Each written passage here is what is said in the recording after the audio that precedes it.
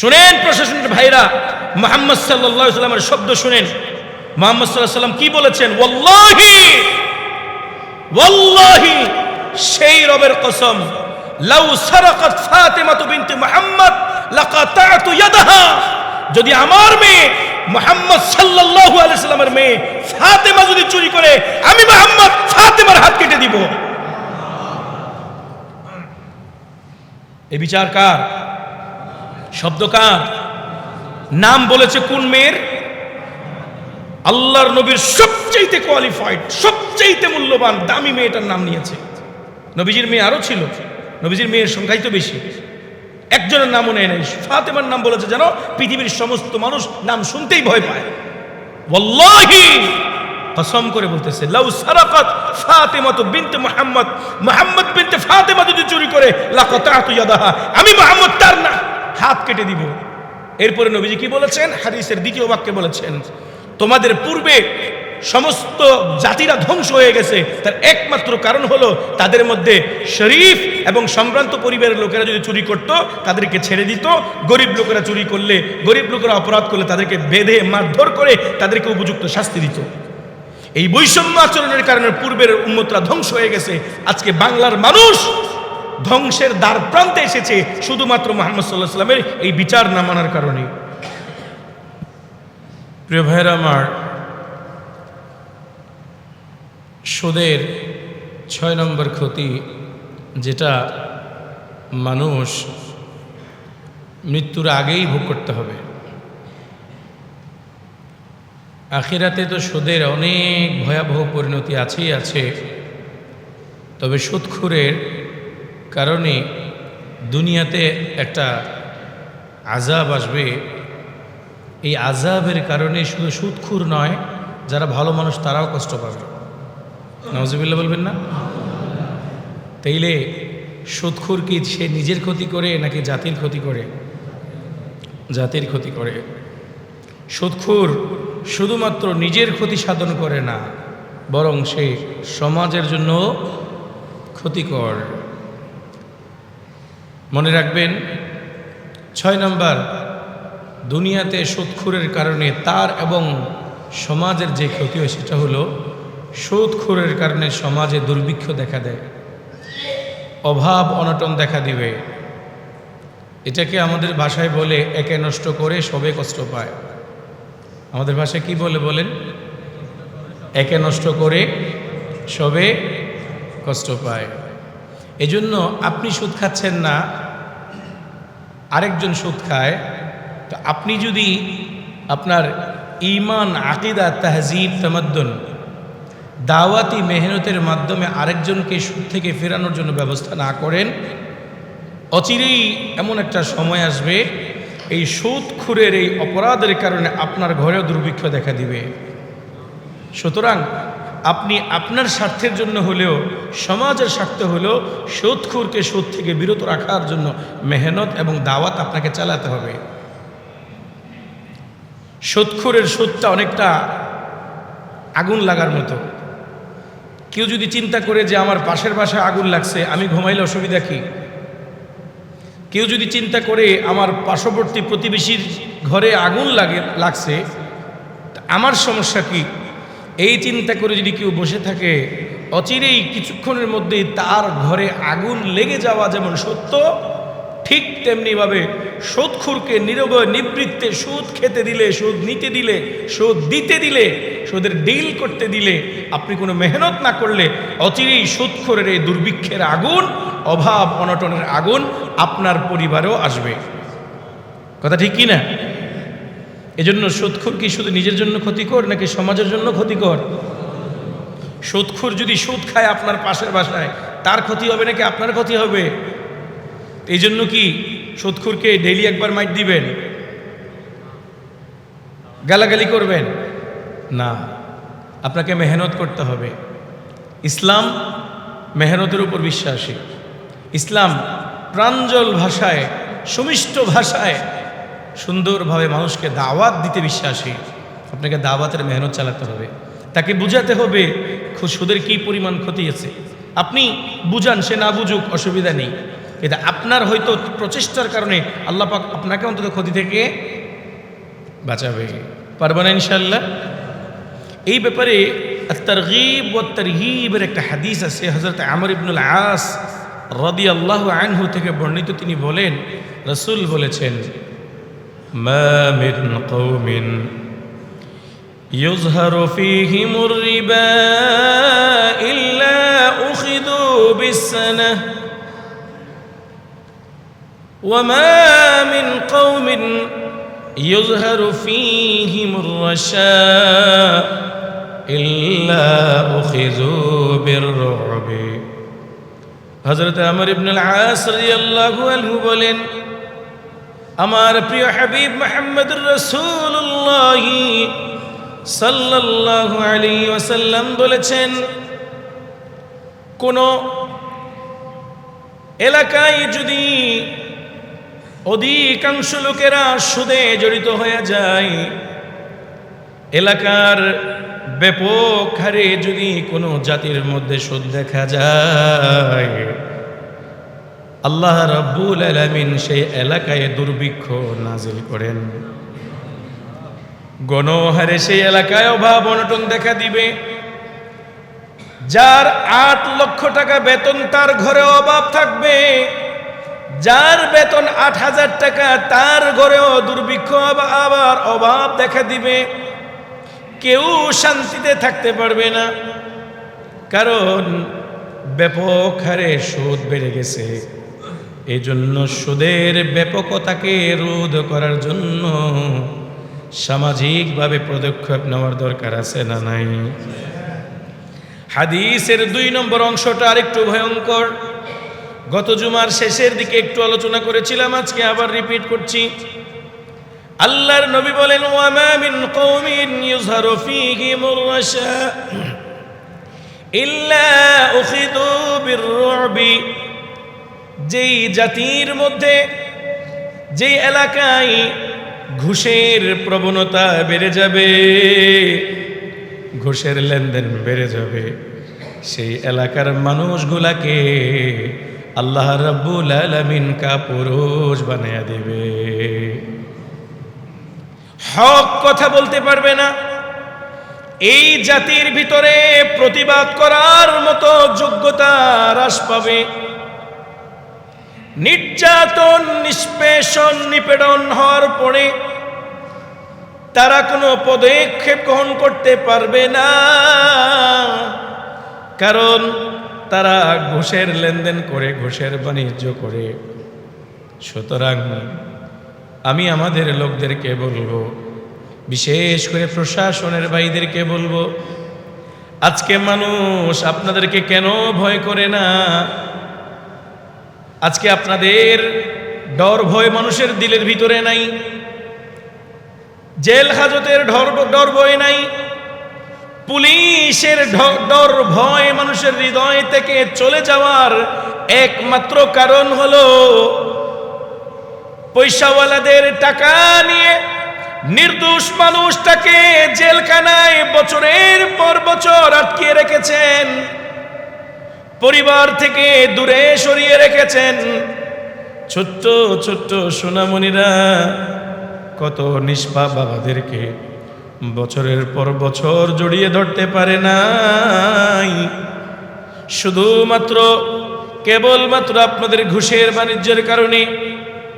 কারণ আপনি রাষ্ট্র থেকে টাকা খেয়েছেন, মন্ত্রী থেকে ঘুষ খেয়েছেন, এমপি থেকে ঘুষ নিয়েছেন, এলাকার কারাপ্টেড অপরাধী নেতাদের কাছ থেকে আপনি টাকা খেয়ে নির্দোষ মানুষটাকে দোষী সাব্যস্ত করেছেন, আর খুনের আসামিগুলাকে বেকসুর খালাস করে দিয়েছেন।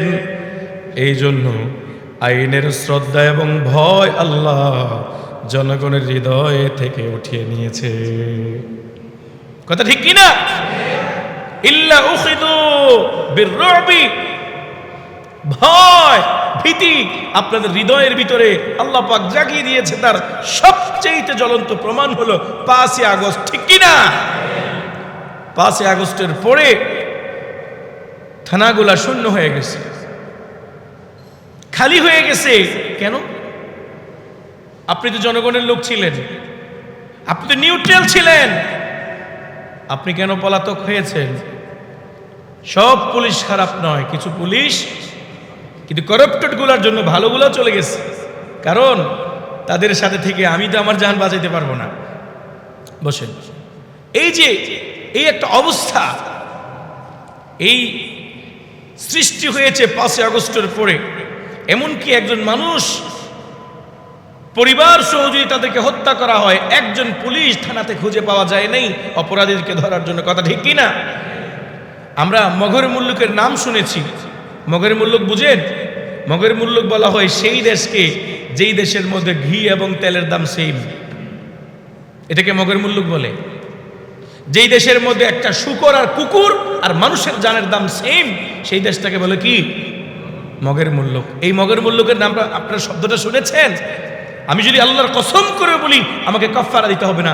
5 আগস্টের পরে প্রশাসনের পলাতন এবং অনুপস্থিতির কারণে বাংলাদেশ একটা মগর মুল্লুকে পরিণত হয়েছে।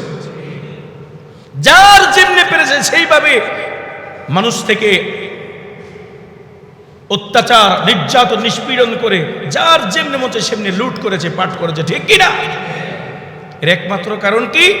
কারণ হলো প্রশাসনরা তাদের ঈমান, তাদের যেই পাওয়ার, এই পাওয়ারকে তারা ঘুষের কারণে ঘুষের কাছে বিক্রি করে দিয়েছে। এই জন্য জনগণের ভিতরে আল্লাহ রাব্বুল আলামিন এক রকমের হিংস্রতা সৃষ্টি করেছে, আর প্রশাসনের ভিতরে এক রকমের ভীতি তৈরি করেছে।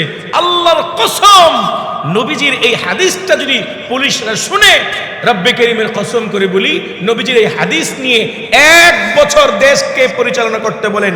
প্রশাসনের লোক দেখলে মানুষ শুধু প্রস্রাব আর পায়খানা করা বাকি থাকবে, অপরাধ দূরের কথা।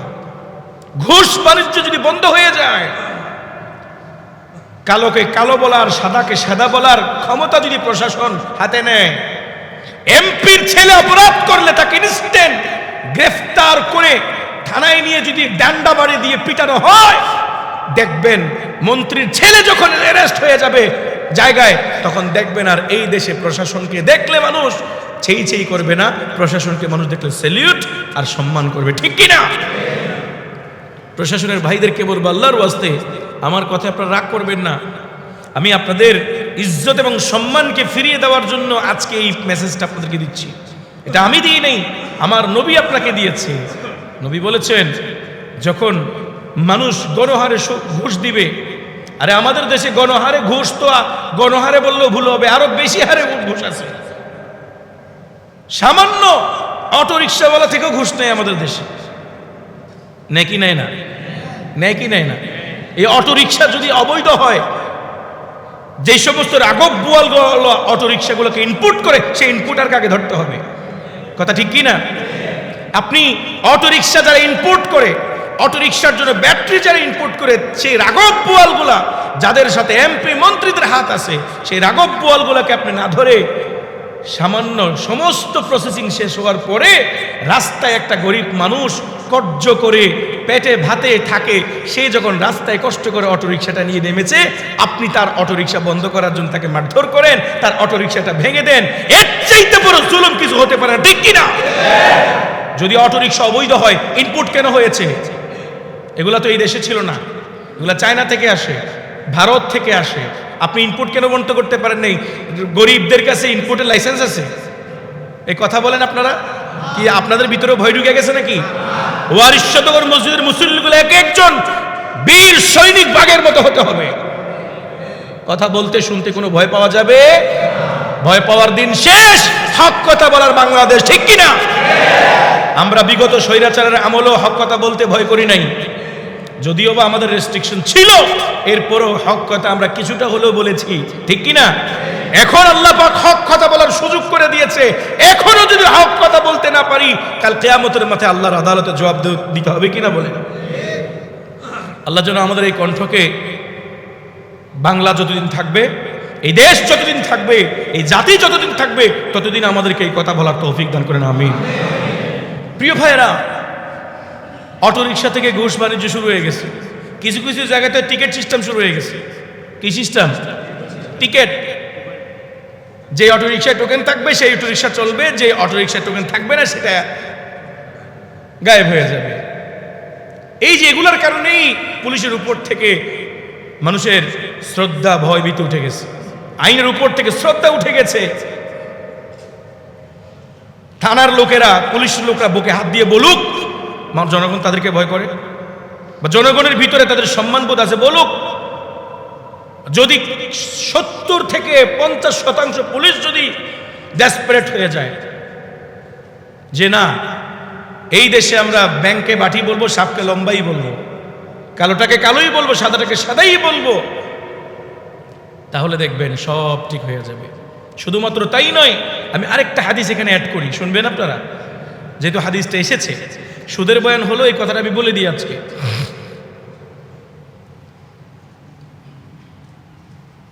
এক লোক চুরি করেছে, সম্ভ্রান্ত পরিবারের, নবীজির যুগে।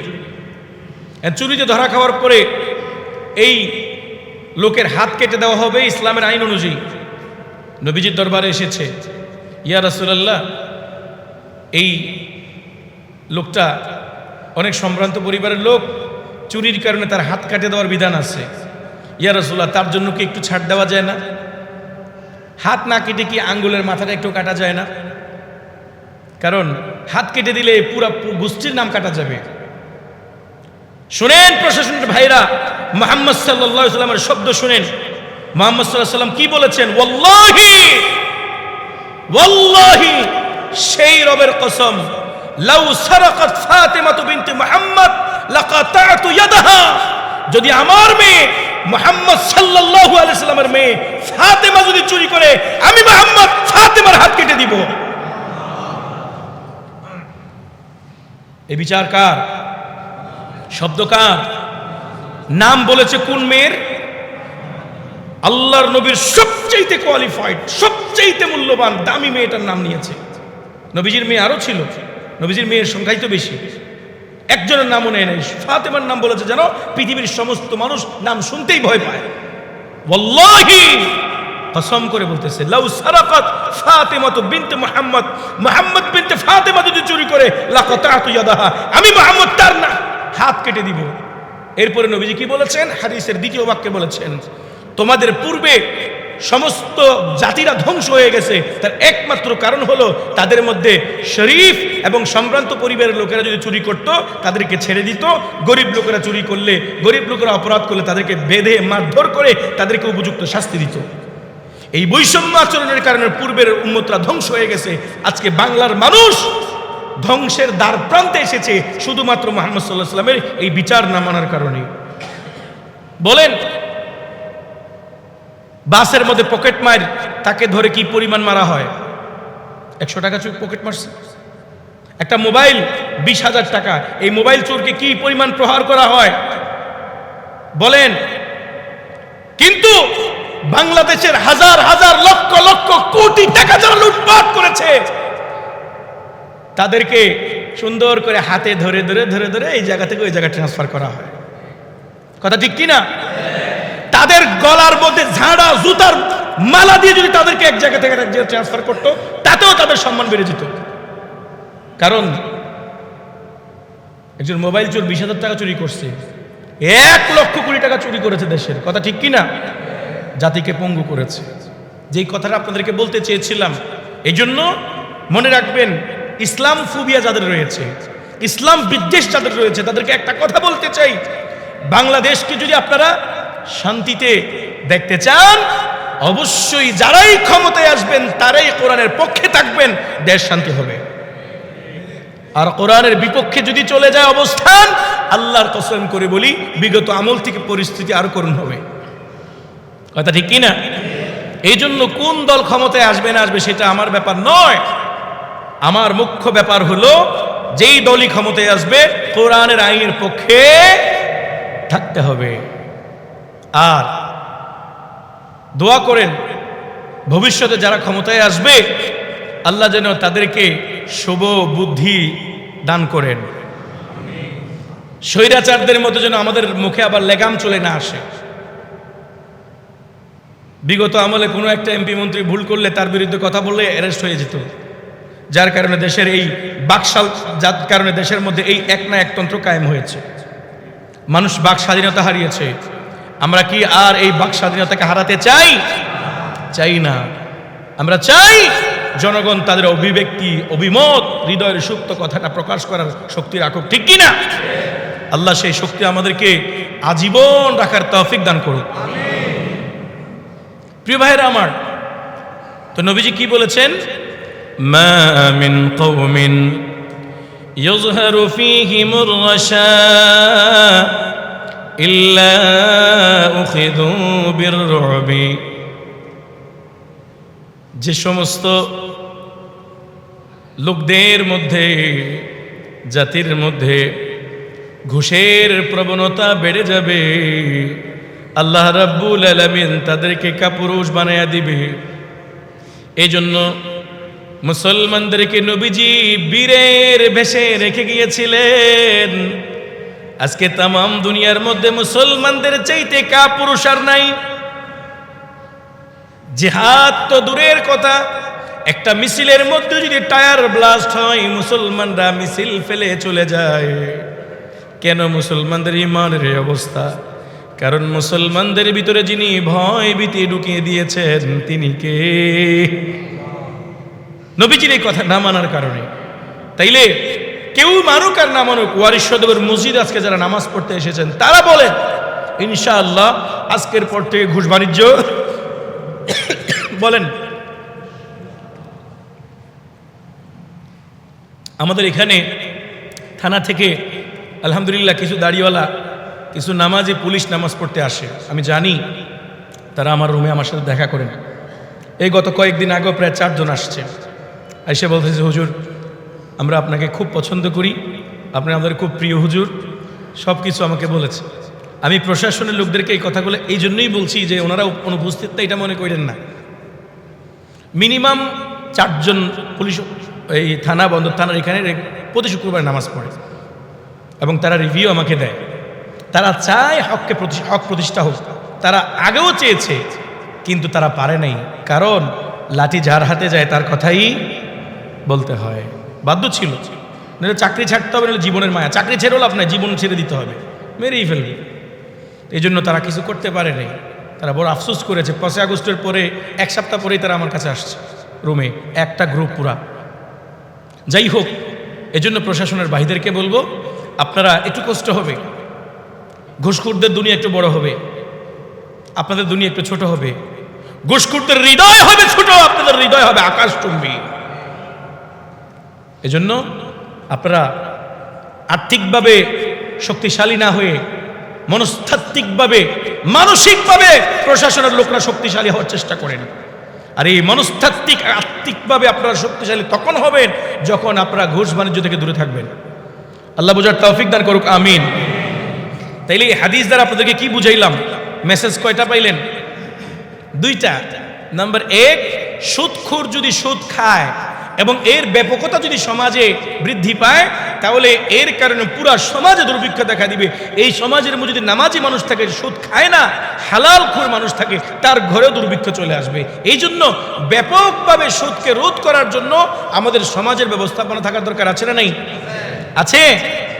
এই জন্য কোনো মানুষের যদি ব্যাপক সুদের ব্যবসা থাকে আমাকে জানাবেন, এটা গীবত হবে না। কেন জানাবেন? হুজুর আপনি অমুক লোকটাকে একটু বোঝানোর চেষ্টা করেন, ইনশাআল্লাহ আমরা দাওয়াতে মিশন চালাবো, চেষ্টা করবো ওই লোকটাকে সুদ থেকে সরানোর জন্য। আমাকে জানাবেন, আমি টিম নিয়ে যাব বা একা যাব, তাকে বোঝানোর চেষ্টা করব। এরপরও সমাজ থেকে সুদকে বহিষ্কৃত করার দরকার আছে না নাই? আমরা করে ছাড়বো, বলেন ইনশাআল্লাহ। আল্লাহ বোঝার তৌফিক দান করেন। গেল কয় নাম্বার? হ্যাঁ 6। হ্যাঁ, এটা 6 নাম্বার ছিল। 7 নাম্বার, সুদখোরের ভয়াবহ পরিণতি হবে কি হয়? আমরা কয়দিন পরে পরে ওষুধ খেতে হয়? 3 মাস, 4 মাস অন্তর অন্তর ওষুধ খেতে হয়। আর নয়তো এই কৃমি আমাদের জীবনকে ধ্বংস করে দেয়, ঠিক কি না? আচ্ছা, কৃমি কি বিষাক্ত? কৃমি কি সাপের মতো সবল মারতে পারে? কিন্তু সুদখোরের পেটে জীবন্ত সাপ থাকবে। এই সাপ দুনিয়ার সাপ নয়, এই সাপ স্পেশালি আল্লাহ পাকের তৈরি করা সুদখোরের জন্য বানাইছে। হুজুর কিভাবে বুঝবে? একটা হাদিস নিলে একেবারে ট্রান্সপারেন্ট হয়ে যাবে, পরিষ্কার হয়ে যাবে আপনাদের সামনে। শুনবেন হাদিসটা, হাদিস নেন সুনান ইবনে মাজার 2273 নম্বর হাদিস। হাদিসটা বর্ণনা করেছেন হযরত জিবরিল, হযরত আবু হুরায়রা রাদিয়াল্লাহু তাআলা আনহু। এই হাদিসটা হযরত জিবরাইলের সাথে সম্পর্কিত। নবী আলাইহিস সালাতু ওয়াস সালাম যখন মেরাজে গিয়েছিলেন তখনকার ঘটনা নবী করিম সাল্লাল্লাহু আলাইহি ওয়াসাল্লাম নিজের চোখে দেখেছেন। আল্লাহু আকবার বলেন। একটা হচ্ছে শাস্তি, জিবরাইল ওহী নিয়ে এসেছে, নবীজি বলেছে, ঈমান এনেছে, আল্লাহ নবী ঈমানের সহিত বলে দিয়েছেন।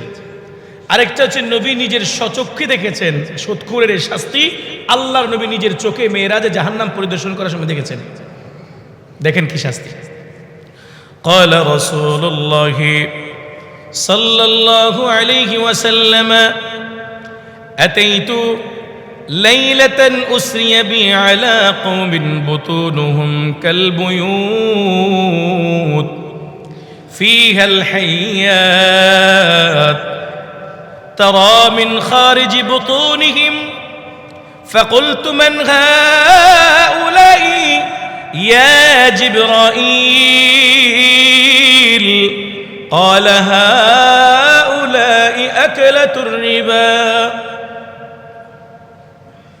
আল্লাহর নবী বলেন, মেরাজের রাতে যখন আমার ভূমণ্ডল ত্যাগ করে নবমণ্ডলে সফর হয়েছে, আকাশের দিকে সফর হয়েছে, উপরে যাওয়ার পরে আমি যখন আল্লাহ পাকের বিভিন্ন কুদরতগুলা পরিদর্শন করছিলাম, জাহান্নামে গিয়ে জাহান্নামে দূর থেকে আমি দেখলাম কিছু লোক বুতুনুহুম কাল বুয়ুত, তাদের পেটগুলা বিশাল, এক একটা ঘরের মতো বিশাল বড় বড় পেট। ফিহাল হাইয়াত, তাদের পেটের ভিতরে বিষাক্ত সাপগুলা ছবল দিচ্ছে, দংশন করছে, বড় বড় সাপ। এই সাপগুলাকে তারা মিন খারিজি বুতুনিহিম, সাপগুলাকে বাহির থেকে দেখা যায়, অর্থাৎ তাদের পেটের চামড়াগুলো একেবারে ট্রান্সপারেন্ট, প্লাস্টিক পলিথিনের মতো বাহির থেকে দেখা যায়। নবীজি বলেন, বিশাল বড় বড় ঘরের মতো পেট, পেটের ভিতরে সাপ, বাহির থেকে সাপগুলা দেখা যায়। আমি জিব্রাইলকে বললাম, ফাকুলতু মান হাউলাই ইয়া জিবরাইল, ও হে জিবরাইল, এই পোড়া কপাল রাকারা। জিব্রাইল বললেন, হাউলাই আকলাতুর রিবা, এগুলা হলো দুনিয়ার সুদখোরেরা। সুদখোরদের জাহান্নাম হবে বড় ভয়ঙ্কর, পেটের সাইজ হবে ঘরের মতো বিশাল বিশাল। এই পেটের ভিতরে জীবন্ত সাপ থাকবে। প্রিয় ভাইয়েরা আমার, সমস্ত জাহান্নামীদের শাস্তি দেখে বোঝা যাবে না কেন সেই শাস্তি ভোগ করছে, কিন্তু সুদখোরকে জাহান্নামে দেখলেই চেনা যাবে সুদখোর। কেন এই ব্যক্তি এই শাস্তি ভোগ করছে? কারণ চিহ্নিত শাস্তি সুদখোরের জন্য। তার পেট বড় হবে, পেটের মধ্যে বড় বড় সাপ হবে। এই বিষাক্ত সাপগুলা যদি দুনিয়ার জমিনে একবারে নিঃশ্বাস নেয়, ছবল নয়, বিষ নয়, শুধু দুনিয়ার জমিনে নিঃশ্বাস ফেললে দুনিয়ার সমস্ত সবুজ শ্যামল গাছপালা জ্বলে পুড়ে ছাই হয়ে যাবে। এই বিষাক্ত সাপগুলো একবার ধ্বংসন করলে মানুষ 70 গজ মাটির নিচে চলে যাবে। এই সাপগুলো যখন সুদখোরের পেটের ভিতরে প্রতিনিয়ত প্রতি সেকেন্ডে দংশন করতে থাকবে, জাহান্নামের মধ্যে সুদখোর কাঁদতে থাকবে, মালিক হে ক্ষমা করে দেন মালিক। আল্লাহ বলবে, না, দুনিয়ার জমিনে আমার সাথে তুমি যুদ্ধে লিপ্ত হয়েছিলা, আমার সাথে যারা যুদ্ধে লিপ্ত হয়েছে, যুদ্ধের ঘোষণা দিয়েছে, এই পরাজিত সুদখোরদের শাস্তি হলো জাহান্নামের মধ্যে পেটের মধ্যে সাপের দংশন। এই জন্য প্রিয় ভাইরা আমার, আল্লাহর ওয়াস্তে পেটের ভিতরে সুদের খাবার দিবেন না, আল্লাহর ওয়াস্তে সুদের টাকা পেটের মধ্যে ঢুকাবেন না। এই সুদের খাবারগুলা কিয়ামতের ময়দানে বড় বড় সাপ হয়ে আপনাকে ধ্বংসন করবে। এই জন্য প্রিয় ভাইয়েরা আমার, আজকের নসিহত যদি বুঝে থাকেন, আরেকটা হাদিস নবীজি, একই রকমের হাদিস নবীজি বলেন, রাআইতু লাইলাতান উসরিয়া বি লাম্মা ইতাহিনা ইলা আস-সামাa'is সাবিআ। নবীজি বলেন, আমি মেরাজের রাতে আমাকে যখন নিয়ে যাওয়া হচ্ছিল, লাম্মা ইনতাহাইনা, সপ্তম আসমানের লাস্ট বর্ডারে যখন আমি পৌঁছেছি, ফানাযারাতু কওম ফাওকি, আমি আমার উপরে দেখতে পেলাম বিরাদিন ওয়া বারকিন ওয়া সাওয়ারিকিন। নবীজি বলেন, আমি উপরের দিকে দেখতে পেলাম কিছু বজ্রধ্বনি, বিদ্যুতের চমক এবং গর্জন শুনতে পেলাম। গর্জন হচ্ছে আর বিদ্যুতের চমক। وقال, এরপরে নবীজি বলেন, فأتيت على قوم بطونهم كالبيوت فيها الحيات। নবীজি বলেন, আমি এরপরে দেখলাম কিছু লোক, তাদের পেটগুলা ঘরের মতো বড় বড়, ফিহাল হাইয়াত, পেটের মধ্যে সাপ, তুরা মিন খারিজি বুতুনিহিম, বাহির থেকে ভিতরে দেখা যায়। ফাকুলতু ইয়া জিবরিল মান হাউলা, তখন আমি বললাম, হে জিবরিল, তুমি কি বলতে পারো নাকি এরা কারা? জিবরিল বললেন, হাউলাই আকলাতুর রিবা, এরা হলো সুদখোর, এরা হলো সুদখোর, এরা হলো সুদখোর। সুদ খাওয়ার কারণে জাহান্নামে তাদের এই করুণ পরিণতি হয়েছে। ভাই কি করবেন বলেন? অনেক কঠিন। নবীজি বলেছেন, কিয়ামতের অন্যতম আলামতের মধ্যে একটা আলামত হলো, কিয়ামতের আগে এমন কোনো মানুষ থাকবে না যেই ব্যক্তি সুদের বাতাস খায় নাই। নাউজুবিল্লাহ বলবেন না? এখন বলেন, সুদের বাতাস আপনাদের উপর পড়ছে কি না? চলে আসছে সময়টা। এজন্য আমাদেরকে হতে হবে কিসের মতো জানেন? বাইং মাছ চিনেন আপনারা?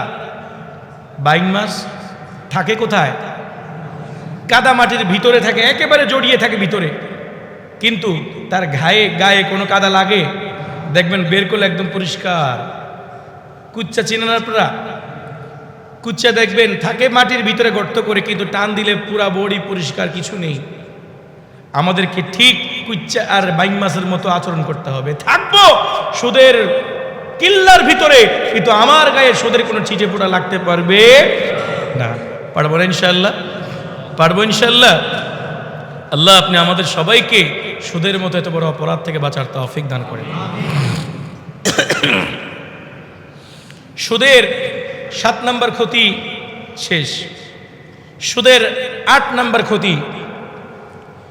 এই কথাটা কিভাবে আমি আপনাদেরকে বোঝাবো? 8 নম্বরটা শুনতে একটু বিশ্রীও লাগে, শুনতে অনেক জঘন্য লাগে, কিন্তু নবী বলেছেন আমাকে বলতে হবে। নবী বলেছেন আমাকে বলতে হবে। কেউ যদি এই কথার লোড নিতে পারে, আর কেউ যদি মনে করে যে আমার নবী সত্যবাদী, তার কথা বাস্তব, আমি জানি না সে সুদ কিভাবে খাবে। শুনবেন? আরো জোরে বলেন। সুদের 8 নম্বর ক্ষতি। আমার বলতে একটু গা কাঁপছে। আপনারা জানেন, আমি হাদিস দিয়ে রিপিট করলে আপনাদের একটু কষ্ট হবে শুনতে, কিন্তু তারপরে শুনেন। সুদের 8 নম্বর ক্ষতি হলো, সুদের যে গুনাহ রয়েছে তার মধ্যে সবচেয়ে ছোট গুনাহ হলো, সুদের অপরাধের কারণে আল্লাহ যে গুনাহ লেখে, ওই সবচেয়ে ছোট গুনাহ হলো নিজের জন্ম দেওয়া আপন মায়ের সাথে ব্যভিচার আর জিনা করলে যে গুনাহ, সেই গুনাহ। সুদখোররা ভালো করে হাদিসটা শুনে নাও, এটা নবী মুহাম্মদ রাসূলুল্লাহর ঘোষণা। সুদখোররা ভালো করে হাদিসটা শুনে নাও। নিজের আমল নামায় যদি আগে সুদের গুনাহ থাকে তাড়াতাড়ি কাটো, নাহলে কিয়ামতের মাঠে নিজের মায়ের সাথে জিনাখোর হিসাবে উঠতে হবে। কত জঘন্য অপরাধ হলে নবীজি এই কথা বলতে পারেন? হাদিস নেন, সুনান ইবনে মাজার হাদিস 2274 নম্বর হাদিস। নবীজি বলেন, হযরত আবু হুরায়রা থেকে বর্ণিত, তিনি বলেন, ক্বালা রাসূলুল্লাহ সাল্লাল্লাহু আলাইহি ওয়াসাল্লাম আর-রিবা 70 হুবান আইসারুহা আন ইয়ানকিহা আর-রাজুলু উম্মাহু। নবীজি বলেন, সুদের গুনাহের 70টি স্তর রয়েছে। সুদের গুনার স্তর কয়টি? 1 থেকে 70 রকমের গুনাহ তার আমলনামায় লেখা হয়। কয় প্রকারের? অর্থাৎ আপনি সুদ খেয়েছেন, তো আপনার আমলনামার মধ্যে 1 থেকে 70 নম্বর পর্যন্ত 70 প্রকারের গুনাহ আপনার আমলনামে লেখা হচ্ছে। এটাকে বলা হয় মাল্টিপারপাস গুনাহ। একের ভিতরে অনেক গুনাহ, 70 গুনাহ একসাথে লেখা হয়। নবীজি বলেন, আইসারুহা, 70-এর মধ্যে 1 নাম্বার, একেবারে ছোটটা, 70 নম্বর ধরেন, ছোটটা 70তম যেটা ছোট গুনাহ, সেটা হলো আইয়ানকিহা আর-রাজুলু উম্মাহু, মানুষ তার মায়ের সাথে জিনা করা। আচ্ছা বলেন, যদি সবচেয়ে ছোট অপরাধটা মায়ের সাথে জিনা করা হয়, আর 1 নাম্বার যেটা সবচেয়ে বড় অপরাধ, সেটা কত বড় হবে? এজন্য খবরদার, খবরদার, খবরদার, সুদী লেনদেনের সাথে জড়িত হওয়া যাবে না। আরেকটা হাদিস নেন, নবীজি বলেন, عن عبد الله ابن مسعود رضي الله تعالى عنه قال الربا 73 بابا أيسرها مثل أن ينكح الرجل أمه। হযরত আব্দুল্লাহ ইবনে মাসউদ রাদিয়াল্লাহু আনহু থেকে বর্ণিত, তিনি বলেন, রাসূল বলেছেন, সুদের গুনাহ, সুদের পাপের 73টি স্তর রয়েছে। সুদের 73,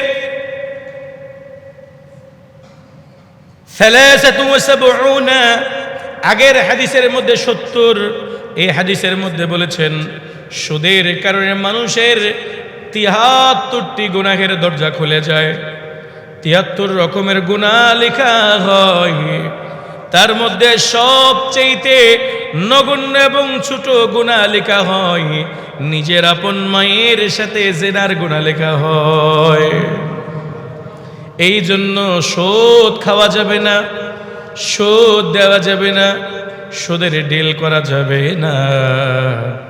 কারণ সুদের কারণে এমন এমন অপরাধ লেখা হয়, যে অপরাধ আপনি কল্পনা করতে পারবেন না।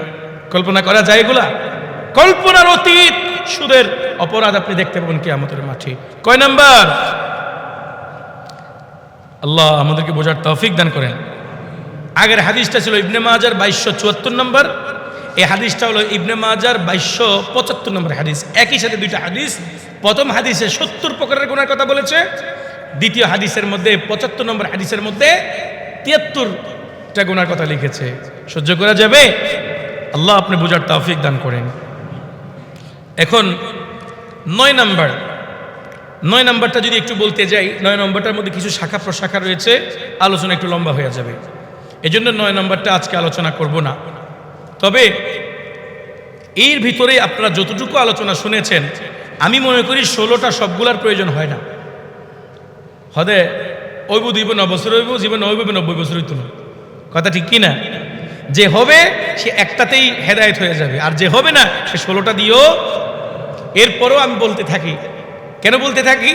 কারণ দরজা নক করতে থাকি, 16টার মধ্যে কোনটা কার দিলে লেগে যায় কে জানে। কথা বুঝেন না মনে হয়? কেউ হয়তো মাকে বেশি ভালোবাসে, হয়তো মায়ের কথা শুনে সেই অপরাধ থেকে বাঁচতে পারে। কেউ হয়তো পেটের ব্যথাকে বেশি ভয় পায়, তো কিয়ামতের মাঠে সাপ ঢুকলে ব্যথা সহ্য করতে পারবে না, সেটাকে কেউ নিবে। তো যার যেই ব্যাপারটার সাথে অ্যালার্জি রয়েছে অথবা কানেকশন রয়েছে, সে ওই ব্যাপারটা নিয়ে হেদায়েতের উপর আসবে। শুধু এই আশায় আমি এক এক করে 16টা বলা, নয়তো প্রথম জুমাতে একটা বলেই ক্ষান্ত হয়ে যেতাম। একটা কোনটা? যেটা ওই বলেছিলাম, আল্লাহ এবং তার রসুলের সাথে সরাসরি যুদ্ধে লিপ্ত হওয়া। এই একটাই যথেষ্ট। একটাই কি যথেষ্ট? এতগুলা লাগে না। এতগুলা, এই কথা বুঝেন আপনারা? শুনতেছেন আপনারা? ক্লিয়ার বোঝা যায়? হৃদয়ের ভিতরে কথাগুলো ঢুকে তো? মনে রাখবেন, ওয়ারিশ শতকর মসজিদে আসার আগে মনস্থ করে আসবেন, আমি আজকের জুমাতে সাপ্তাহিক ক্লাসে যাচ্ছি। এটা হলো সবচেয়ে বড় ইউনিভার্সিটি, এখানে আমি ক্লাস নিতে যাচ্ছি, আওয়াজ শুনতে নয়। কি শুনতে নয়?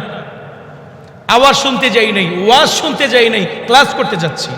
এই নিয়তে মসজিদে আসবেন, কমপক্ষে একটা হাদিস অথবা একটা পয়েন্ট নিয়ে বাসায় যাবেন। ইনশাআল্লাহ দেখবেন একটা একটা করে আপনি অনেক ডেভেলপ করতে পারবেন। পারবো না ইনশাআল্লাহ? আল্লাহ আপনি বোঝার তৌফিক দান করেন।